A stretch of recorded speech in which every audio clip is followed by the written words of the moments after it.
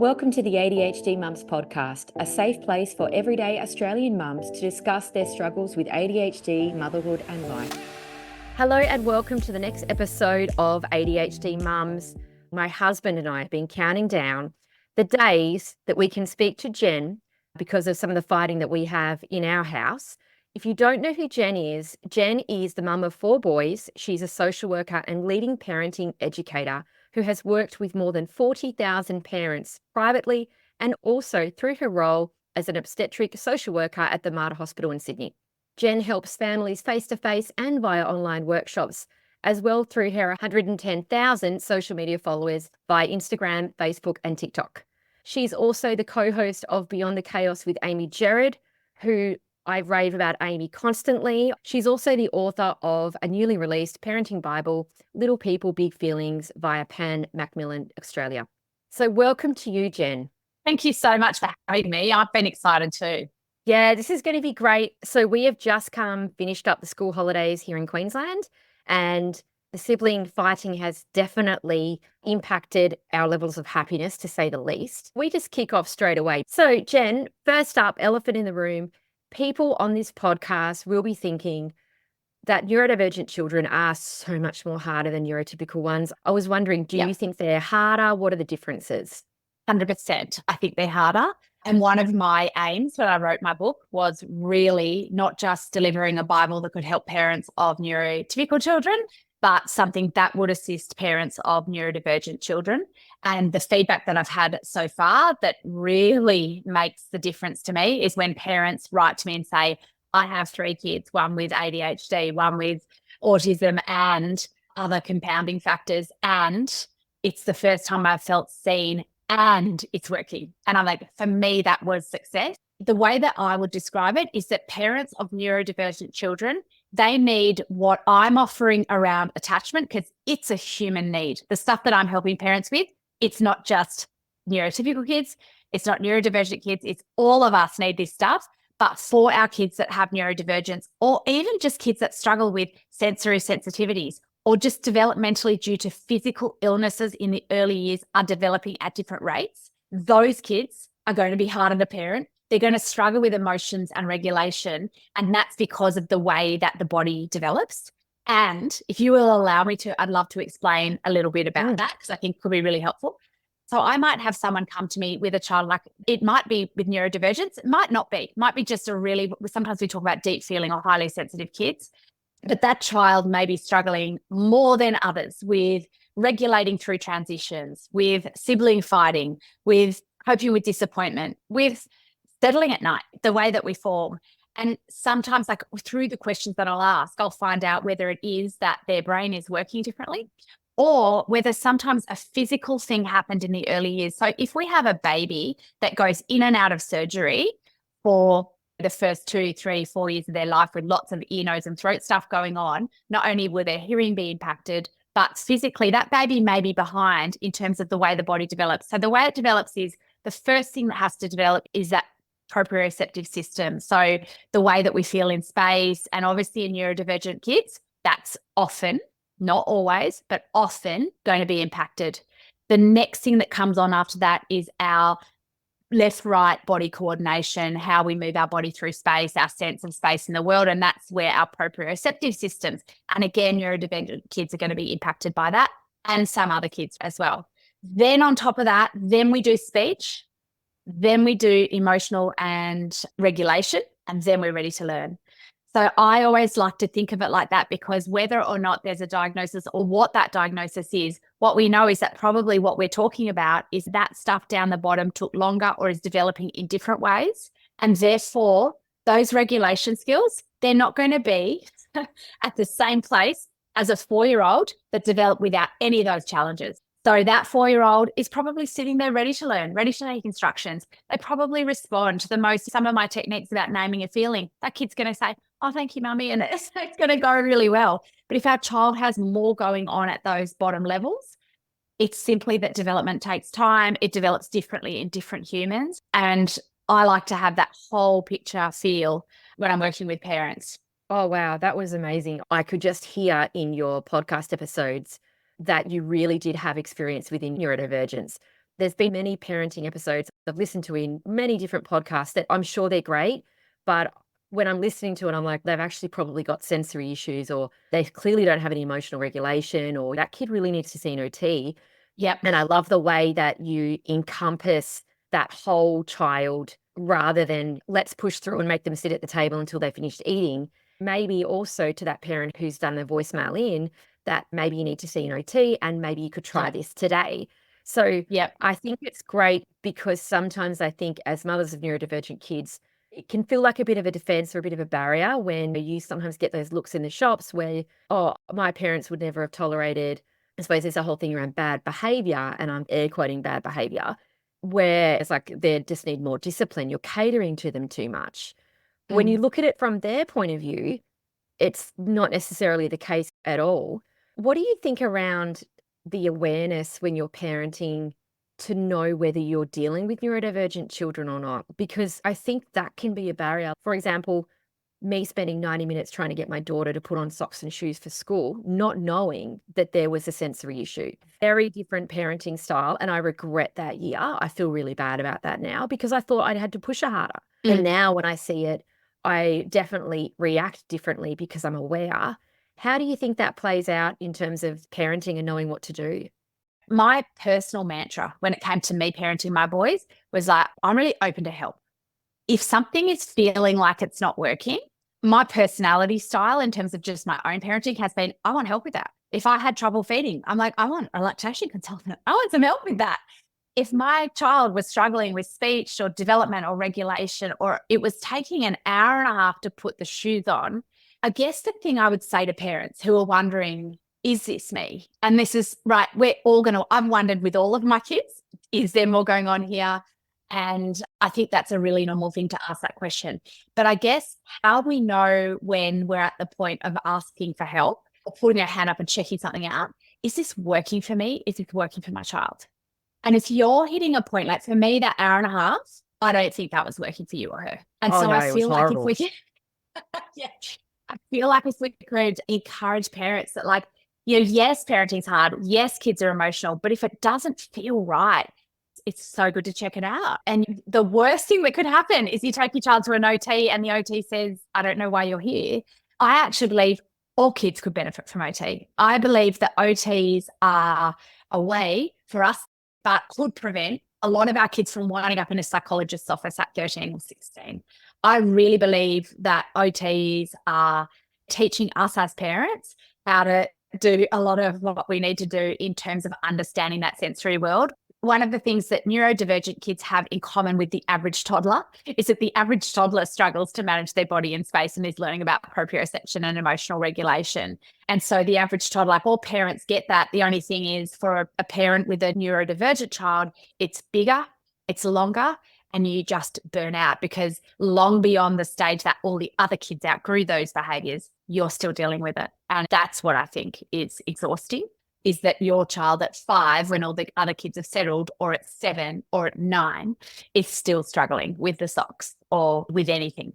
Yeah, absolutely. I completely agree. I love the fact that you point people to OTs because, yeah, they can be brilliant. And if they point you in a direction that leads to an answer, even if it's just a nudge, they don't have the answer, Yeah.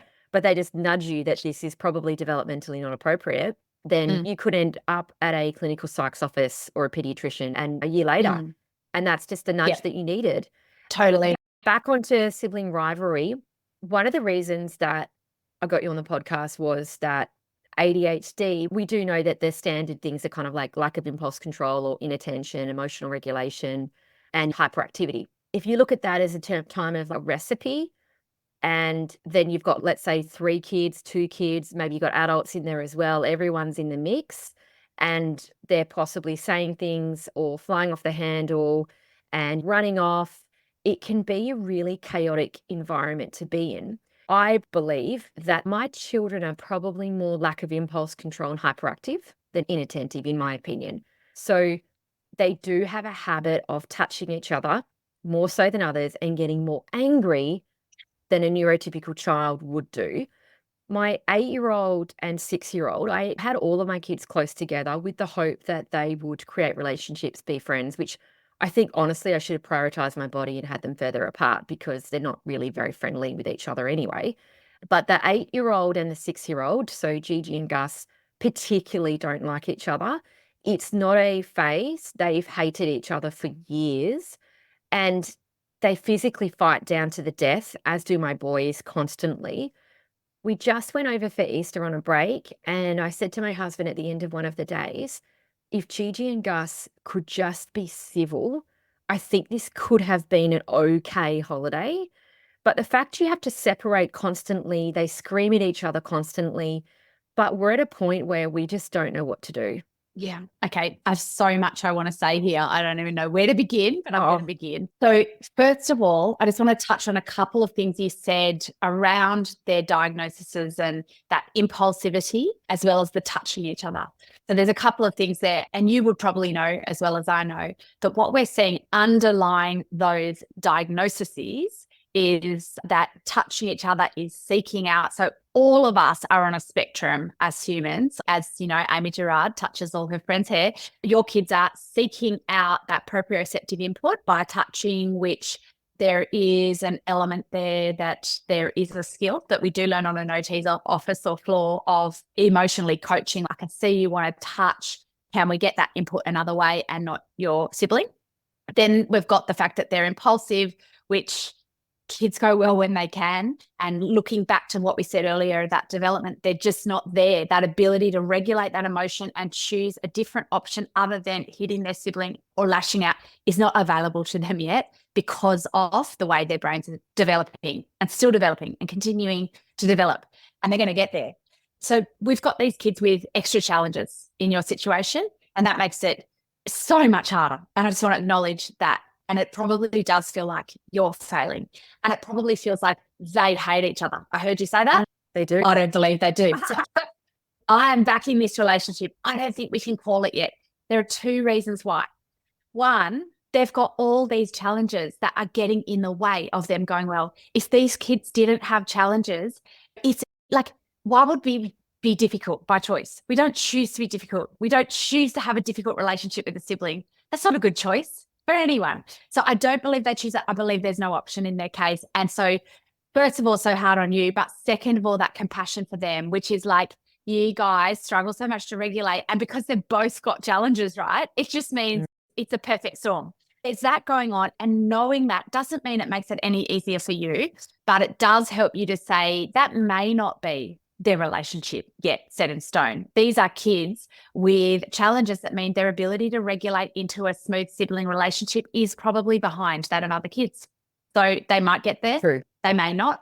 We don't all get on with our siblings. But let's go back to attachment. Out of any of this, I want to just talk about attachment. So it is normal for siblings to compete for connection with their primary caregivers. We are fully reliant on 1 to 2 primary caregivers for 25 years, right? And the way that we develop our ability to handle conflict and negotiation, which your kids are going to struggle with more than others because of the impulse control issues, right, is through sibling fighting. So maybe what they're doing is in part what they need to develop themselves, but also it makes so much sense that they want to compete for the connection and attachment with you. If I can, I want to tell a story. Yeah, go for it. My eldest, I think in hindsight, and if you've read my book, you would know he really struggled when that second baby came along, who had reflux and a lot of physical complications for a couple of years. And in hindsight, what I wish I'd known was that he was really competing for connection and attention and anything he could get with this baby, which makes so much sense from a developmental level. But this carried on into their relationship, and I would see him constantly look for any opportunity. My second son would say the sky is blue, and my older son would say, no, it's red. Like, you're wrong. Like, any chance. He is also quite impulsive, struggles with controlling his body at times, and all of that. I've really watched this and really tore my hair out. How can I create a better sibling relationship? I've tried all the wrong things that I would not recommend. I've tried timeouts. I've tried lecturing my child on how it's going to be his best friend in time and he should be nice. I've tried absolutely everything. And this one time that really stands out to me, it was quite a few years ago, but we were away down south and they went for a bike ride. I said to my older son, the one thing you've got to do is keep your brother with you, with the group. And my younger son comes home crying within 10 minutes. So he got ditched by my older son. I was ropeable. The one thing I expected, blah, blah, blah. I went in to say the rules and I told you, and I just thought, this isn't working. this isn't working. This is just not changing anything. And if kids are ultimately always seeking connection and to be seen and to be heard, how do I do this differently? So I went in and I just said, okay, you're a good kid and you don't want to get this wrong. So I'm wondering what happened to have you lose him from the group, even though you knew that was important. And he told me a bit more about how my younger son was deliberately stirring and going slowly and holding him back from the wider social group. And instead of just saying, yeah, but here's the logic, I just said that must have been really hard. And I would have hated that if I was the eldest. And I felt responsible for someone that was dragging down the group. And I know how much you want to join in with the other kids. And that must have been really frustrating and scary for you. And I said, you know what? You don't need to look after him every day. How about just a couple of times this week and then I'll let you have some time on your own.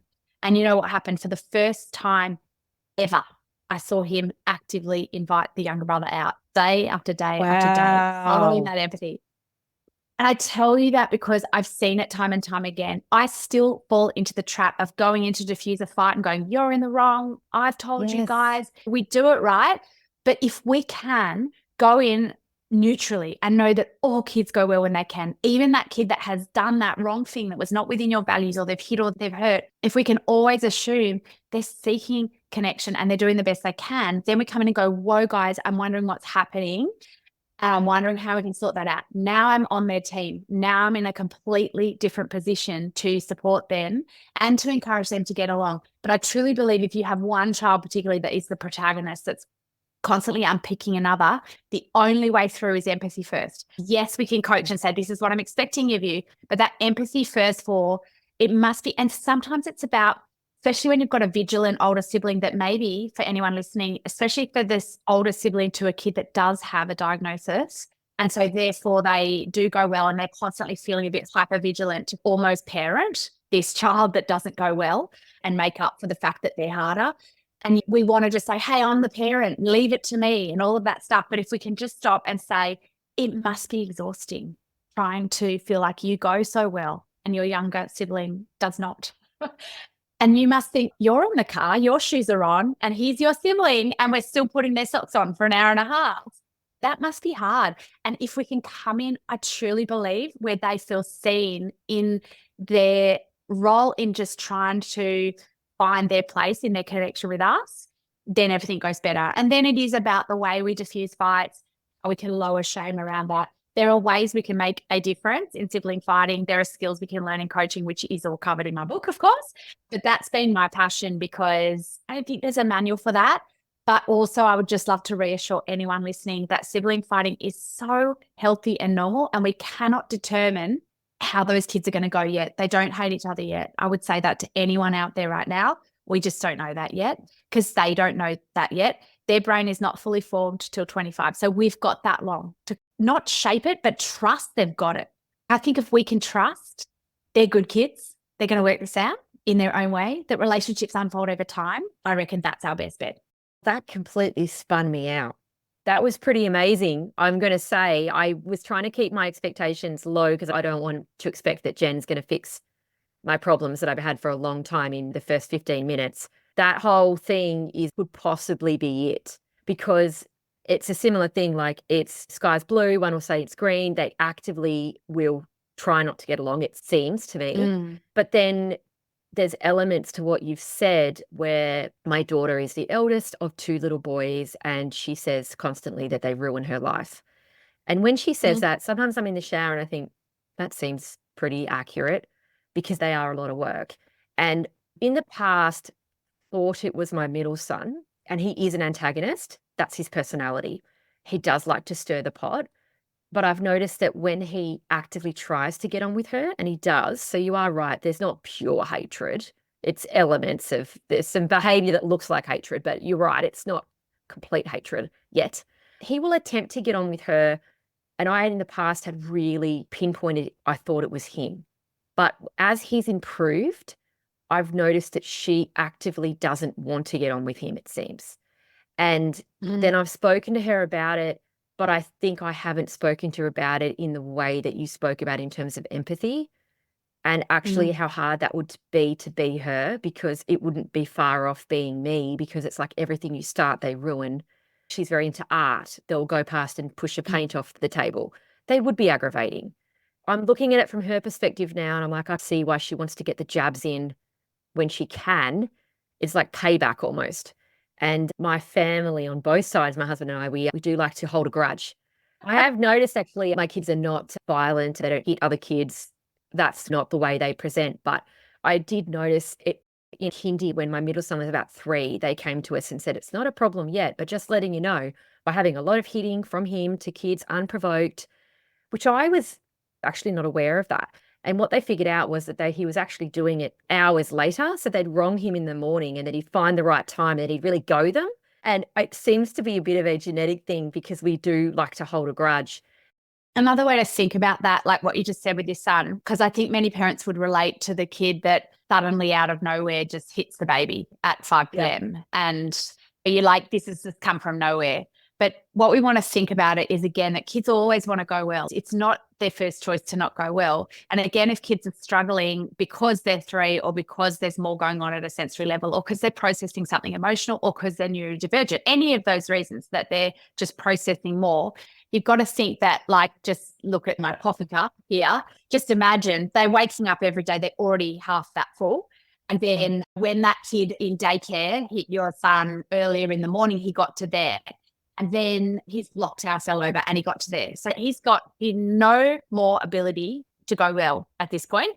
And because he's 3 and he's at daycare, he's also processing just being apart from you and everything, speech, language, social stuff. Now, it could be a bird went near him. It could be the most minor thing no one spots, and now he's pushing a kid over. And yeah, it may be that it's retaliation, but it could also be can't go well through another thing. And so that I would always keep that in mind with our kids is like sometimes the child that just suddenly pushes over the baby, we think, oh my goodness, am I raising someone destined for prison here? Because that seems so mean and out of nowhere. And even for your daughter, I think at times where she suddenly says something that just seems so mean or she picks down that younger brother, maybe it's like she has tolerated so much through her day already today or through her week, and then she can't go well through another thing. And I think if we can view that their behavior, or in her case, the things she says is her way of saying, I'm not okay. And our instinct can be for a lot of us, your kid might come up and say, you love my brothers more than me, or they might say, they've ruined my life. And our instinct, and so often we might even say, I hear you, but you have to love family.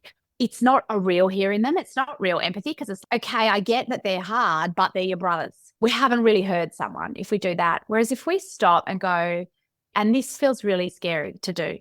So I want to acknowledge this can feel really hard at the time, but if you hated your brothers sometimes because it feels like they ruin your life, that would make sense.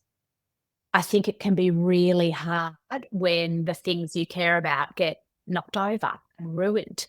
That would be really frustrating, and it might make you feel like your needs matter less than them sometimes even. And I would really understand if that made you feel hungry or sad. And then we hang there in this really uncomfortable space, which for us as parents feels terrifying because we're worried that what if we make this worse? What if we're naming the unnameable? What if that makes the hate real? Or we've just named it and now she hates them. That greatest fear we have that our kids will never get along. But what I really believe happens is we've now named it. We're now on our child's team. We're sitting alongside them with our arm next to them in a metaphorical sense and a physical sense saying, I believe in you. And that feeling makes sense. We've named it. Therefore, we've now got a frontal lobe that can latch on top of that and make sense of it. We go so much better when we're not alone. And for our kids, there's a lot of shame in feeling, I hate my brothers, but it's a really normal feeling. You get to hate your brothers and love your brothers. And actually, I think we free our kids up to then find that love and connection if we can believe in the love, if we can believe in the best. And I think that's our job, is to carry that hope and belief. You guys are going to get there. It's normal. This is all normal. I would be really frustrated too if I was the eldest kid to these 2 boys that muck your stuff up. I bloody hate it. In fact, let me tell you a story about when my brother ruined something of mine. And oh my gosh, I punched him in the stomach. And that wasn't the right thing to do. But gosh, I felt angry. We can hold that belief while also relating. And if we can hang in that discomfort, that's 90% of it. We've then got an ability to coach. We can then say, look, I get it. So what's a better way of dealing with your brother than constantly picking him down? What about you come up to me and let me know when you're just finding like you can't go well, and I'll give you a cue. I'll give you the chance to go be in your room away from them, and I'll keep them away. So we're coming onto our child's team. It's funny because when you've said that, I have all these clues from what she's been saying to me that I haven't been putting together. For example, she said to me she really loves Minecraft, but education, she doesn't like the killing. She just wants to build things. She's very creative. She's very arty. And she said to me, because I've got apps and all these parenting stuff on their iPads, so they can't have games all the time. And I have to turn it on my phone. This time I blame the timers when I turn it off myself. Everyone has their strategy. But she said to me today, I don't know why you can't leave Minecraft education on for me all the time, because it's educational. And then when I've had enough, I can go into my room and I can just do education. Because she said, you know that you can trust me on my iPad. And I was thinking, I actually do know that I can trust her. And I do know that she would just do education, especially if she was told. And now I'm thinking of all these other strategies. Yeah, if she's had enough, maybe she can go and have that time out. And then maybe she's communicating. And look, parents would have different rules around iPads in room, but certainly we can find a compromise. There might be her going into your room or somewhere you can keep an eye on her, but giving her that ability to have that time out. In the same way as we'd give a neurodivergent kid sometimes a screen to have time out, because they too might need that to regulate down after a big day at school. Yeah, I agree with you saying, because you don't want to leave a kid unmonitored with technology. But I think if I just keep an eye on the parenting controls and maybe, put her in a different room that's sectioned off, I think that's a good idea, because I have in the last few weeks realized it's actually her that's the undercurrent, and then I've not known what to do about it. I reckon it's 90% the oldest. One more tip, take her out for a special date, one-on-one, and tell her in advance how excited you are about it. Take her to the restaurant of her choice. How old is she? She's 8 going on 16. Take her out one-on-one and write her an invite. I want to go out, just you and me, for some special time, or some mum and your child's name time, and get her to pick where you're going or choose the activity. Yeah, okay. And that's thank great. her for being the eldest of the kids in this family.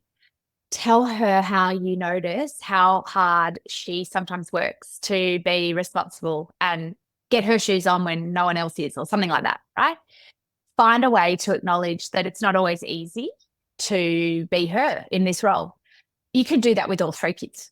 And it is one of the single biggest interventions we can do. So kids go well when they feel loved. And I really believe when we're seeing repetitive sibling stuff, where I always want to start is some special time with the protagonist. If I can fill that emotional cup, if you're feeling so loved, and I'm not saying it's always the answer, I don't want parents thinking, but I've connected and they're still hitting.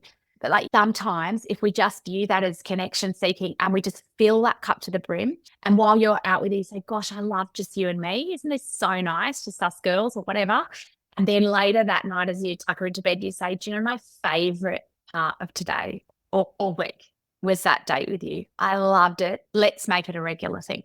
And you might do it once a turn.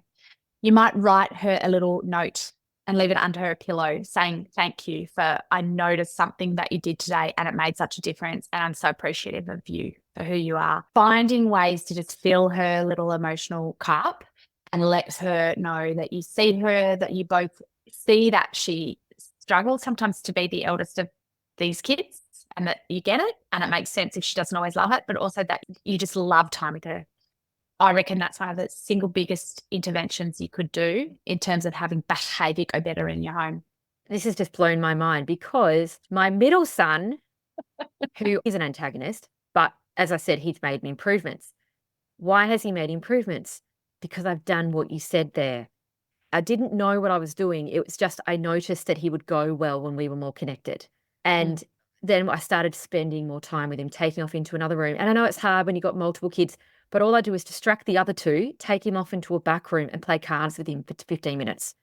10 minutes, 9 to 10 minutes is all it takes. 15 is amazing. But if parents knew that just 10 minutes of concentrated time, it not just fills our child's sort of emotional needs, but it settles their systems. If they do struggle to regulate their bodies, their proprioceptive systems, just 10 minutes of connection with that primary caregiver makes them feel safe. If we feel safe, the amygdala settles, we're less likely to be impulsive. And if that's something we struggle with, that's going to be such a great intervention.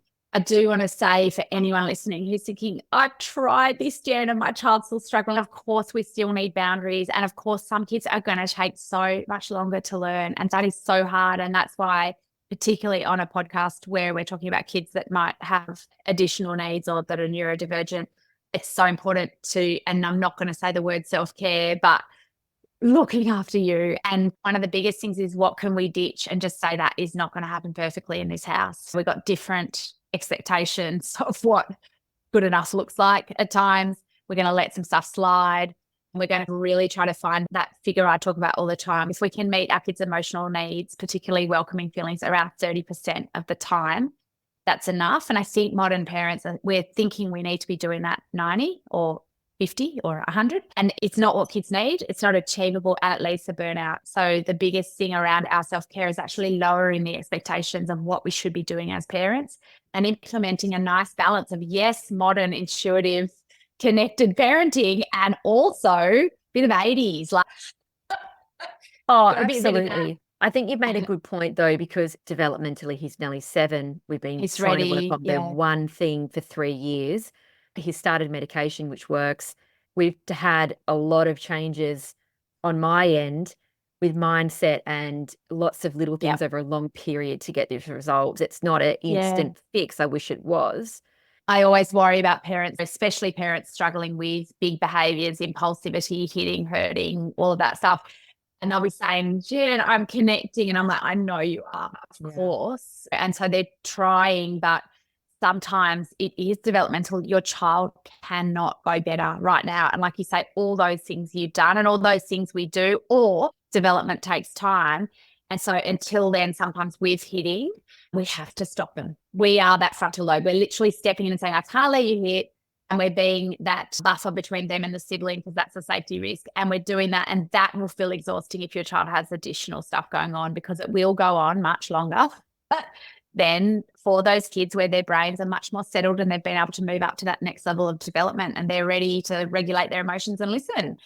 And that can feel really frustrating, because you feel amazing when you've got a kid that developed. One of my 4 kids started kindy, and boys are behind girls anyway, right? And one of my 4 kids, he's the only one that I put in kindy, and I actually just walked away going, job done.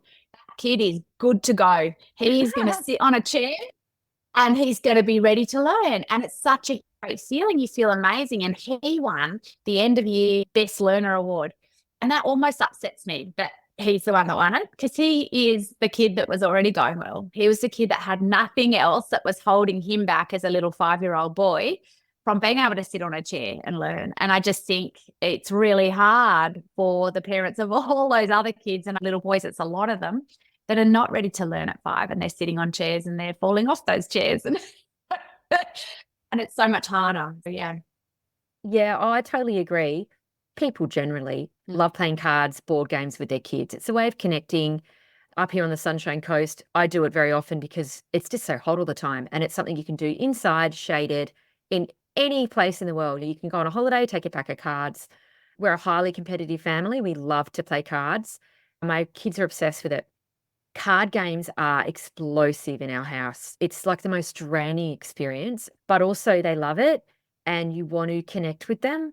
I find it difficult just doing imaginary play like Barbies and stuff. So for me, a card game is a bit more like something's happening. I was wondering if you had any tips on neurodivergent kids or any family attempting to play a game to spend time together. Is it just going to be a dog's breakfast every time, or are there some things we can do to make it slightly better? I think you can help if you have core rules in your house. So around our boundaries for our kids that are there to keep them safe, if you've got a couple of core rules that are simple and we keep them to a bare minimum, we don't hit and hurt, we don't damage our property, and we don't hurt ourselves, might be the 3. You might have no name calling as well. We don't hit and hurt each other or ourselves. We don't damage our things, and we respect our things, and we don't call people names. I've got a 4th one. When someone's not enjoying it, or they don't look okay, or they're saying stop, we check on them. So that's my 4 core rules that I raise my kids by. Now, everything else I'm flexible on. But if a core rule is being broken, I'm stepping in quite a different way. So if we're playing a card game and I know that I've got this highly competitive family. This is not my family, by the way. I would much prefer to do an outdoor like chasing game than play card games. I'm like, oh no. But just say, and this is really normal. Kids struggle to win and lose. They struggle to regulate through that. That is so normal. And the fact you practice that with your family, it's not only connection, but it's actually practice at winning and losing and regulating our emotions, which your kids possibly need more practice at, which is why they seek that out and you guys seek that out. One of the reasons we do it is because we don't have the best sports in our house in terms of they can be quite negative to other team members. We do it to build up their skills on being a good team member. So yeah, I agree. Yes. And some kids do struggle with that. So if we've got our core rules in place and then we say, look, we're going to play, and I know how hard you guys find it when you're not the winner or when you get a draw 8 or whatever. I get it if that made you feel so angry, but I'm going to remind you of our core family rules that are always there. So hit or hurt, cannot throw the cards or damage property or call names. And if that happens, I'm going to be stepping in and stopping you. So they know in advance, they've got a chance to practice the dysregulation that comes up for them in that game in advance. And I'd be talking them through that before you even get the pack of cards out. I want to play a game, but I want to preempt that this can be really hard. For kids that are not even quite as verbal as that, but you can just draw an emoji as basic as that and go, sometimes I see you get really mad when we're playing Uno. And that would make so much sense if you did, because I love winning. We love winning and we're so competitive in our family. Like, I get it. But when we get really mad, what are some of the things we can and can't do? We're talking about what's happening here is we're practicing dysregulation of the disappointment of losing that they feel so strongly about that they find it hard to regulate through prior to the moment. This allows them the chance to practice it. So imagine what a calm birth course is. It's literally just practicing what you're going to do in labor before the event so that it's less scary at the time, so that when it happens in the moment, that disappointment happens, your child has had that really recent experience of, so you've just got a better chance of them knowing in advance. It also sets you up for what's my role here. If one of those core rules gets broken, I am stepping in. I can't let you call your brother a name. I won't let you guys damage our Uno set. And I won't let you hurt each other would be things I'd be saying. I love the words I won't let you. Some parent educators don't like the words that are so, they soften that up. The reason I like I won't is because our job, and this is what we struggle with, is to step in and assist. So it's very much, I'm here to help. I won't let you do that. You can't say that and be sitting passively. I can't say I won't let you throw the cards and be sitting still. I'm going to be moving and stopping them. I can't let you hit your brother. It's not a boundary unless I'm stopping my child. It's not a choice. It's dysregulation. At its best, it's a meltdown, essentially. So I need to be stepping in and helping them in that moment. So the way we talk them through, in the moment, we set and hold that boundary. And then afterwards, we've got a third opportunity to improve the card game scenario with emotional coaching. That can only happen when we're calm, we're connected. That's later, that's at night, that's the next day, that's side by side as you shoot hoops or drive in the car and you say, just thinking back on that card game yesterday, we love cards, but we can't play when your behavior breaks the core rules. I get the annoyance at your brother or at losing or the disappointment that happened, and I really understand that.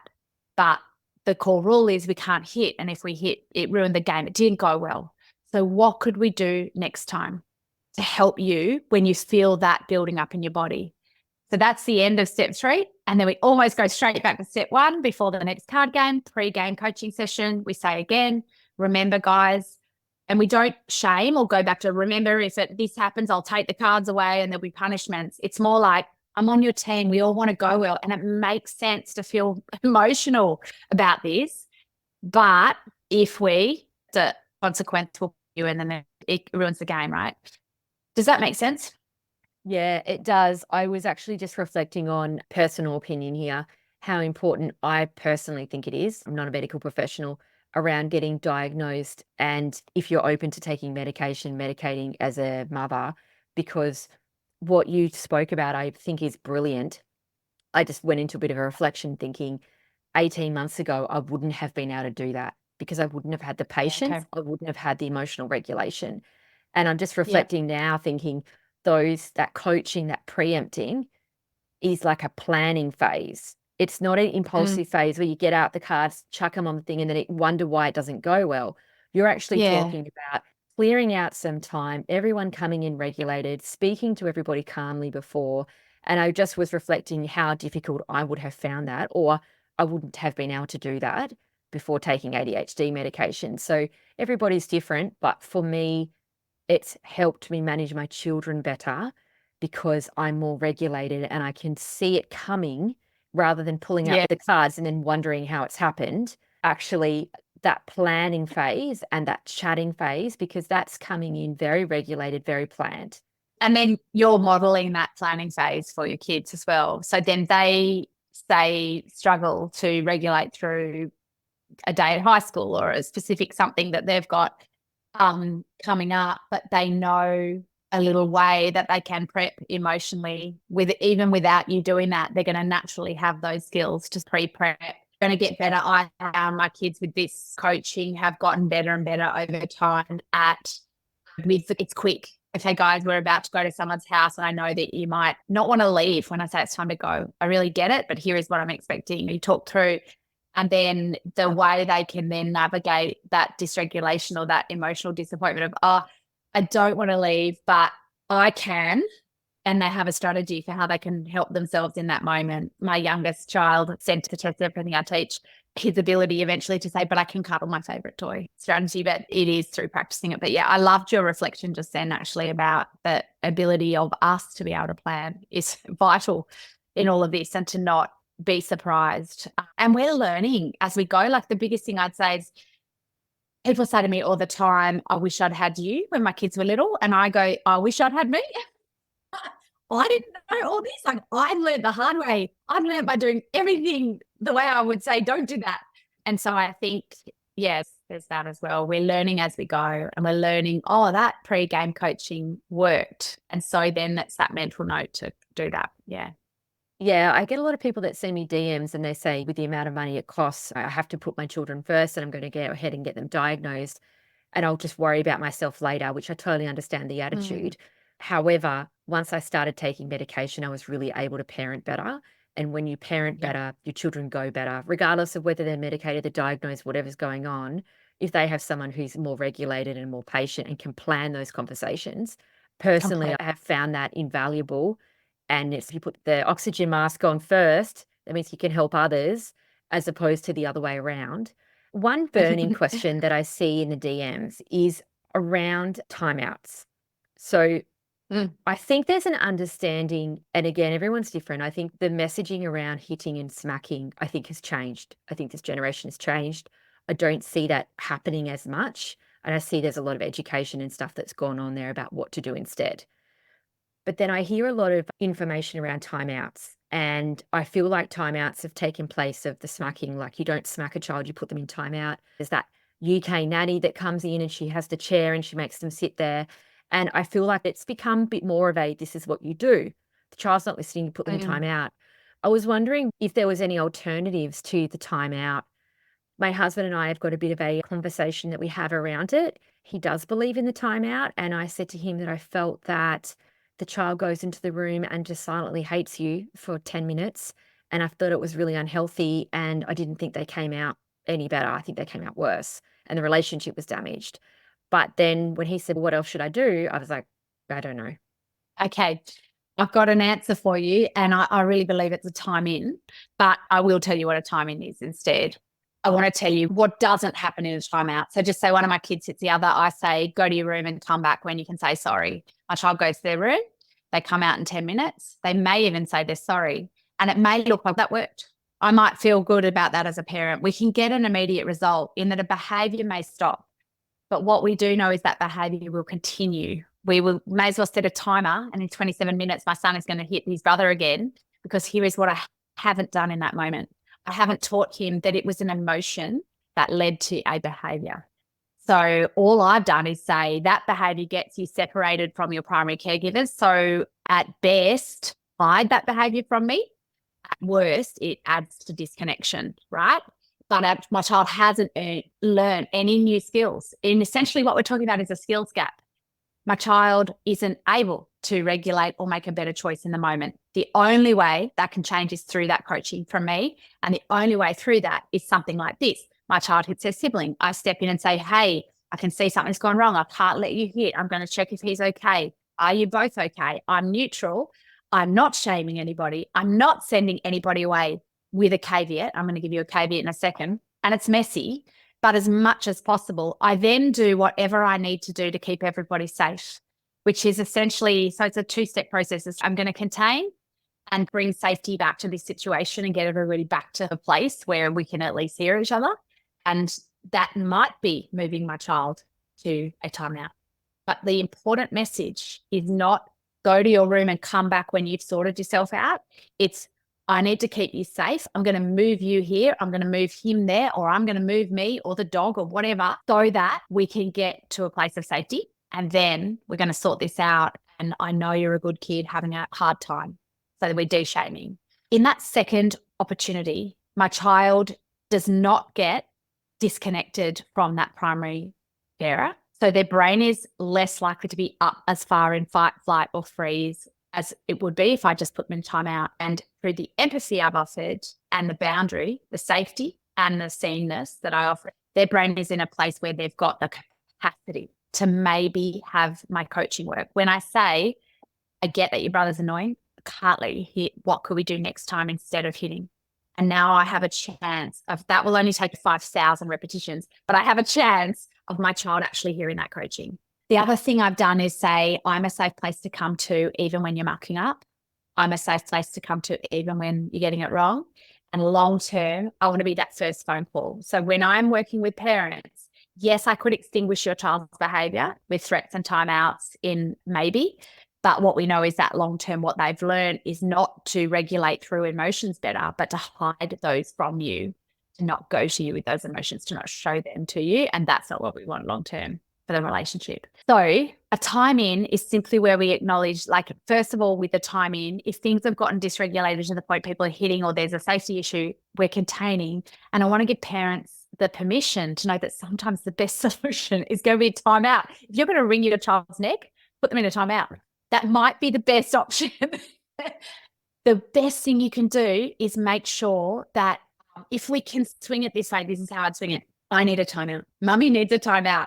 I'm going to put on an episode of Bluey and everybody's going to chill and I'm going to talk to you in a second because I need a timeout. Would be the best way we could do it. And if we don't have that capacity, and what we wind up saying is go to your room and you've got the capacity to add, I'm coming in. I just need you to take a minute to keep you safe and I am coming in to help you with this. It's a slightly different message. And if we possibly can, we say, hey, I can see you're not okay. Let's go to your room together. I'm going to help you with this. There's nothing we can't sort out together. We don't always have that perfect ability. That's not within us all the time, and it doesn't need to be.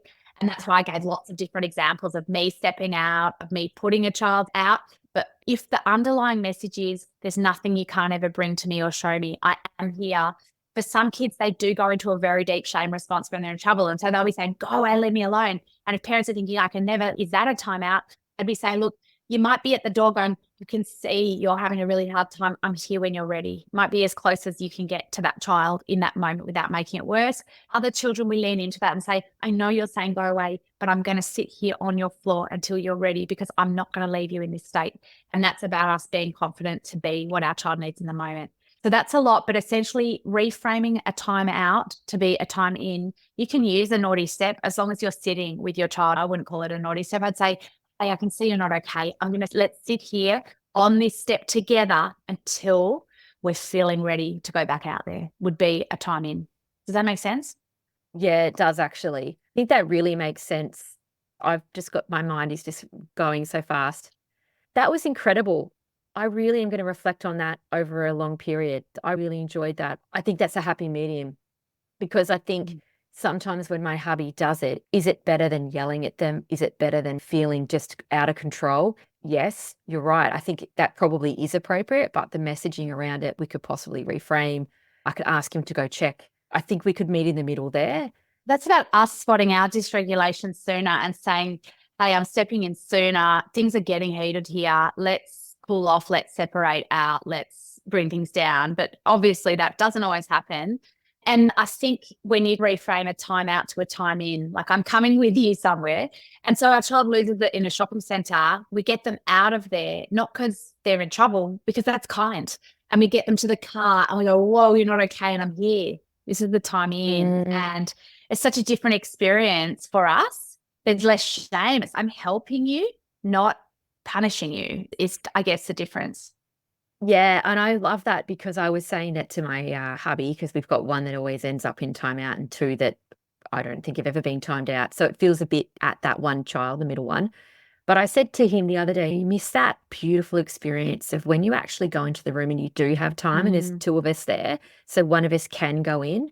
I said it's actually really beautiful to sit with him, help him through it, and then get the beautiful hug at the end. And he's only 6, so you get the tears on the face still and the sobbing. And then there's that moment of connection when he realizes he's not in trouble. We have a chat about it. He comes out, he tries to rectify it in whatever way it is. And you're closer in that you've helped him rather than the punish. That's what I think I was having trouble with my hubby. I was like, but you're missing out. Yeah, and I agree. But we're all at a different place in our journey or what we're capable of doing under pressure because of our family of origin. So his story is different to yours. His strengths are different to yours. And some of us are more able to sit in those really heavy moments. And like my best moments with my kids have come from moments where I've stuffed it all up and yelled, and then I've had to go in for a time in and sat there with them and worked through something really hard or a mistake I made or something. It feels amazing. It's hard to describe, but it is an amazing thing. Yeah, that doesn't happen every time, does it? Sometimes I just get told to go away repeatedly. But sometimes you do get those moments. Look, Jen, thank you so much for your time. Is there anything that you want to add that I haven't? I know I've missed a couple of questions. No, I'm super happy. I've loved chatting to you. It's been really informative for me too.